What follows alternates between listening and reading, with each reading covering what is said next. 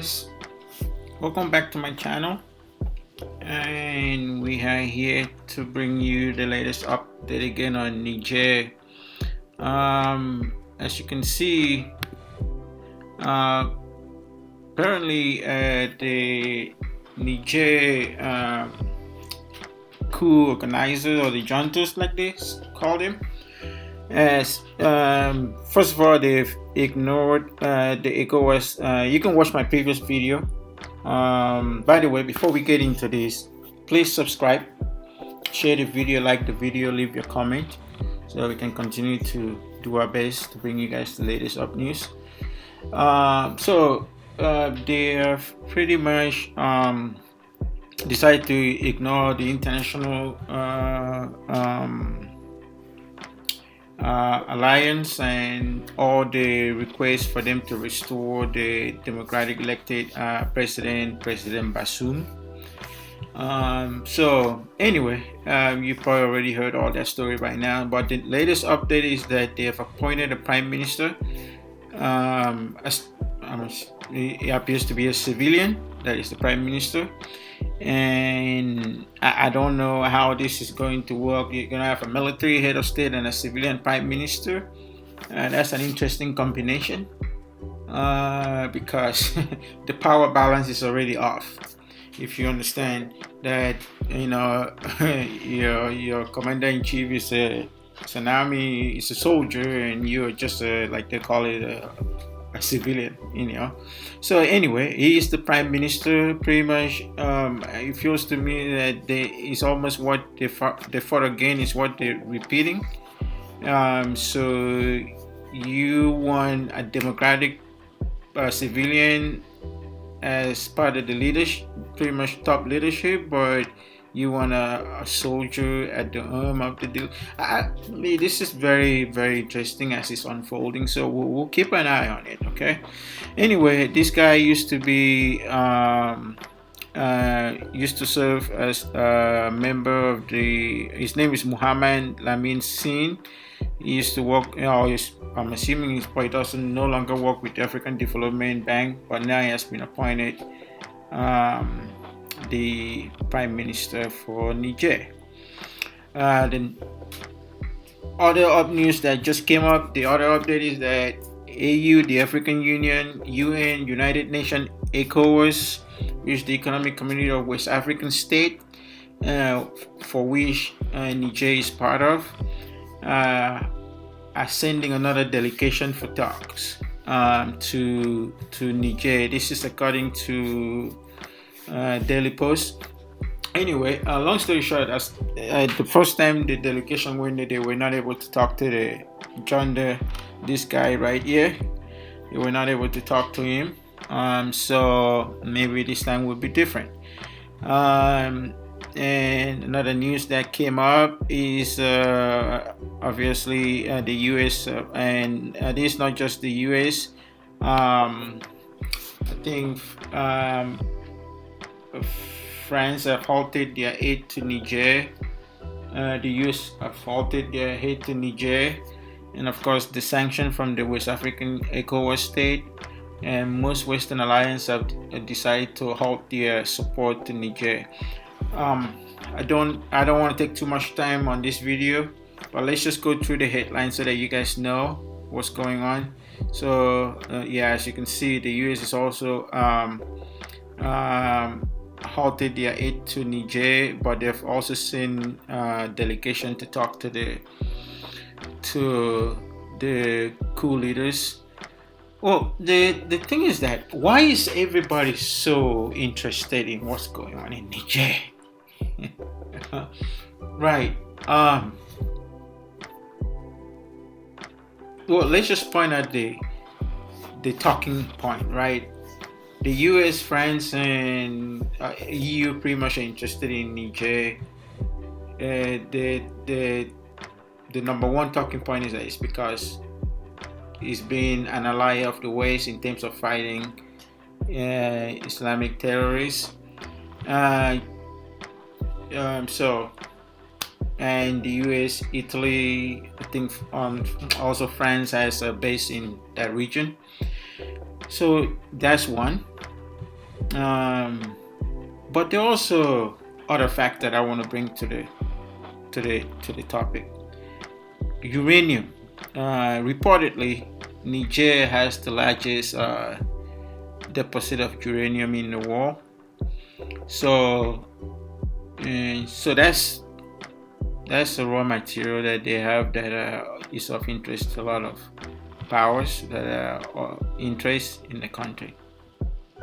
Okay, so other than those two things, there's really nothing else in Niger. So it makes you wonder, why so much interest? First of all, Niger is a little roughly over 25 million, somewhere around there, people. Okay, that's one. Two, over 90% of the populations are Muslims. Not that it has anything to do with anything. This is just the demographics. 80% of the population depend on farming as the main source of livelihood. The country is landlocked, which to me is a little tricky when you say country is landlocked. Of course, it's surrounded by Nigeria, Mali, Chad, Algeria, but also they do have access to the Niger River. So I don't know if that's not really a usable access point for them in terms of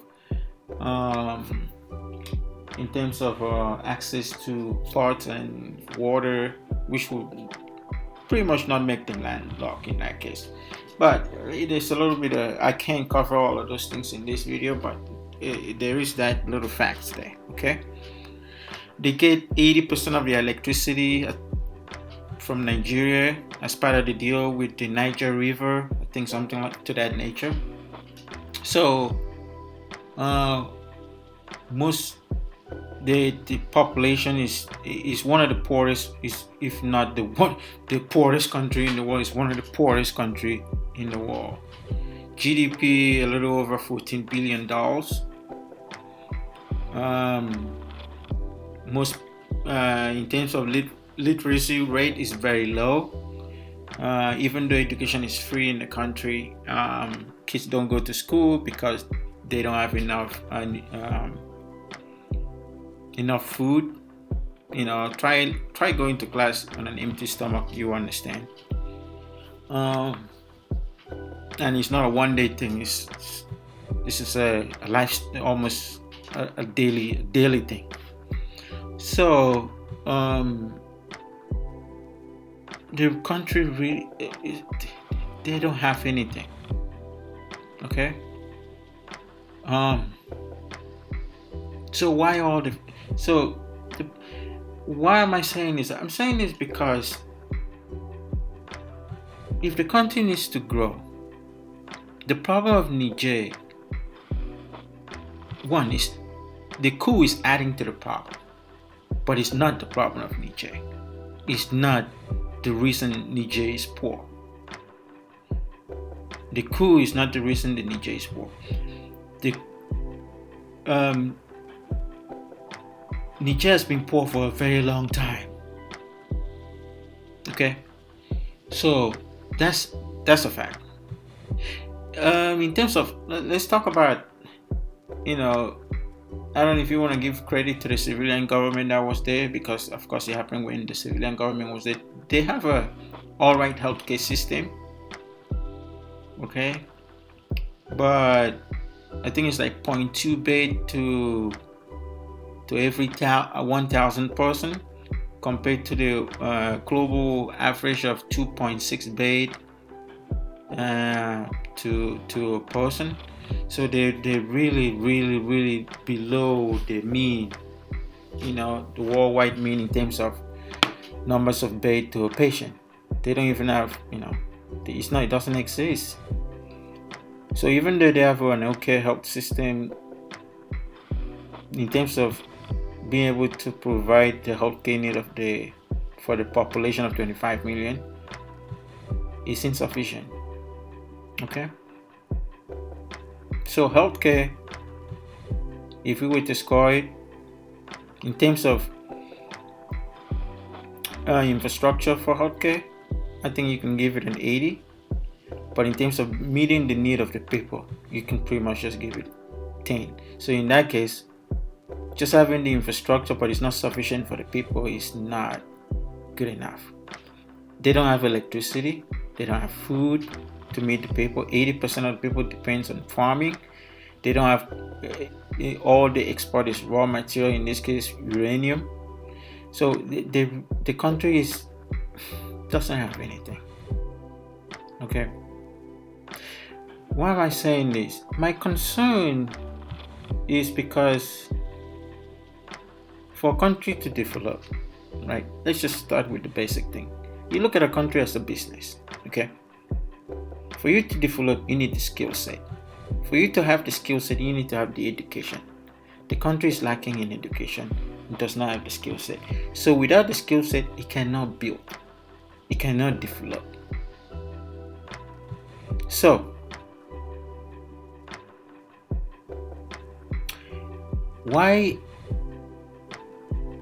most of the people in the country are hungry? There's no food, so that makes it difficult. They suffer from drought, extreme dry season, that's what it is. So basically that's saying that farming is difficult. So even the farming is not as successful as it should be because the water is not there. Remember, it's a landlocked country. So what I'm trying to say is that neither the military or the civilian are going to be able. The civilian government, in fact, I'm more inclined to say the civilian government might have a chance, given their trajectory in terms of what they were doing before the coup happened. And let me say what I mean here. Okay, the military coup coming into. Okay, there's two sides to the military coup. The one is that if the military coup came into power and all the Western alliance, all the international alliance did not have any problem with it, they continue with their aid to the country. Don't let anybody tell you that Niger does not need aid. I don't care what you think. I don't care what you think Africa should or should not be. Given the information I just gave you, Niger needs all the help he can get. He cannot afford not to get the help. Okay? So that's one. So if they kept all the aid, all the services will continue. They still right now Niger, if you 80% is in blackout. They don't have electricity. So how can you even run a business? So the country, if you have any common sense, you see that the country has gone from barely surviving to almost non-existent at this point. Don't let it, the reality is the reality. Don't let all this, people are happy because of the coup. No, the coup has added more pain to the people. That's the simple thing, because they don't have the aid. And I don't care whether you think that the aid was pocketed by the president or whatever it might be, but they were still getting it. That's something. Half bread is better than nothing. Okay, and now look at the sanction. Okay, let's just forget about all of that. Who got the money? Who kept the money? Before this, Niger had electricity. Now they don't have electricity. So if you just want to pick one thing, that's one thing. Two, they've been sanctioned. Their asset has been freezed. So if they add any of those things, fuel, everything is gone. Now, let's look at the point that people say, the France is the reason, the West is the reason. Again, do not let anybody fool you. In a global economy, we all need each other. The problem is not who's oppressing who. The problem is that, are you smart enough to make a good deal for yourself? Look, Nobody comes to you on the table to make a business deal and have a gun to point on your head. That's a crime. They can never do that. So what it comes down to is your ability to have the skill, the tool to make the right decision for your people. And I will tell you, that starts with good education, which Niger does not. Second, who has all the tools, the infrastructure, the engineering, the knowledge, the science to be able to help the country grow? The West. The same people you're driving away. Again, don't let anybody fool you. Okay? A blind man cannot lead a blind man. You have nothing. You cannot lead yourself with nothing. You need these people. Anyway, I don't want this video to be too long. There's a lot more news developing as we go. But please, let's just hope that this turns out well for Niger. And I think the Prime Minister being a civilian is a good start. What the military juntas needs to do, they need to hand over everything to the civilian. They really do. So that at least they can start getting the aids that have been taken away from them. At least the people can have the sanction removed, electricity returned, so that people can have some kind of normality of life, some kind of semblance of life again. Because statistically, you can look it up for yourself, the country has nothing. And taking away the little they have is not the best way forward. Or by doing something that make people take away the little they have, it's not the best forward. So the military juntas are not going to be able to do anything. Let's just face it. No Western country, no country is going to be able to support coup. Nobody's going to come out and support coup. They won't. And because of that, they will not be of any assistance. You need these people to do your business. You need them to sell your uranium to. You need all these countries, West African countries, everybody to be able to sell.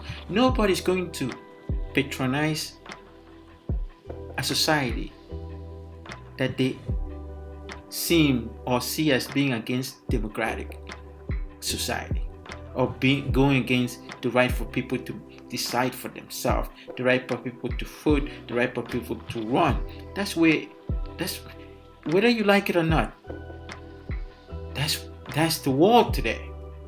The days for military coup, military takeover is basically non-existent anymore. Except you want to go back to the Stone Ages. Things have changed. You have a difficult time doing business with companies. No multinational will want to come and invest in your country. No multinational will want to come do business with you. At least not straightforward, because those countries are coming from countries that have laws and bylaws and policies that prevent them from doing that. So people, if you're from Niger, feel free to drop your comment and tell me if I'm wrong. But from what I'm saying and what I'm seeing too, is that we need, this needs to go back. Like I said, it doesn't have to be President Bazoum, but it needs to go back to the civilian, a civilian elected government soon, because I don't think the people of Niger can continue the way it is right now for very long. Okay? Alright guys, thank you so much. Please do not forget to subscribe and invite people, leave your comment, and we'll talk later. Have a good one, people. Alright, again, bye.